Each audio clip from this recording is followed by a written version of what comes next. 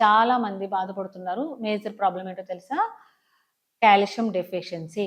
అసలు calcium deficiency ఎందుకొస్తుందో తెలుసా? అది చేతులారా మనం తెచ్చుకుంటున్నామని తెలుసా? అసలు ఆ ప్రాబ్లమ్ రాకుండా ఉండాలంటే ఏం చేయాలో తెలుసా?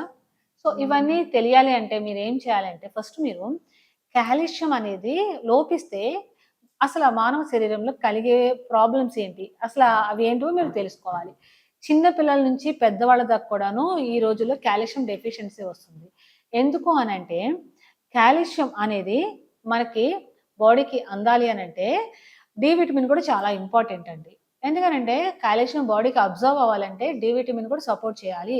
2 కలిస్తేనే కాల్షియం అనేది బాడీకి అందుతుంది. ఇది ఎంతమందికి తెలుసు? ఎందుకంటే ఈ రోజుల్లో ఎవ్వరు కూడాను డి విటమిన్‌కి అందేటట్టు ఉండట్లేదు. డి విటమిన్ అనేది ఎలా వస్తుంది మనకి క్యాప్సూల్ యేసుకుంటే రాదండి డి విటమిన్ అనేది. మీరు సన్‌రైజ్‌లో ఉండాలి. మార్నింగ్ ఏదైతే 6:00కి మనకి మంచిగా సూర్యుడొస్తాడో, అప్పుడు మీరు 6-8 ఈ 2 అవర్స్ మధ్యలో సన్‌రైజ్‌లో కనుక వాక్ చేసినా, మన మీద సన్‌రైజ్ అంటే తగిలేటట్టు మనం గనక వర్క్ చేసినా కూడాను డి విటమిన్ అనేది బాడీకి అందుతుంది. అలా బాడీకి డి విటమిన్ అందడం వల్ల కాల్షియం అనేది బాడీకి అబ్జర్వ్ అవుతది.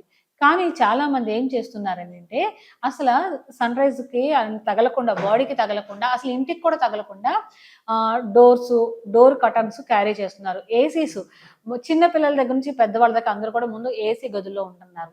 చిన్న పిల్లల్ని మేము చాలా పెద్ద స్కూల్‌లో వేసాము. చాలా లక్షలు పెట్టి చదివిస్తున్నాం అని చెప్పి ఏసీ గదుల్లో చదివిస్తున్నారు. అవునా? వాళ్ళకి డి విటమిన్ ఎలా అందుతుంది?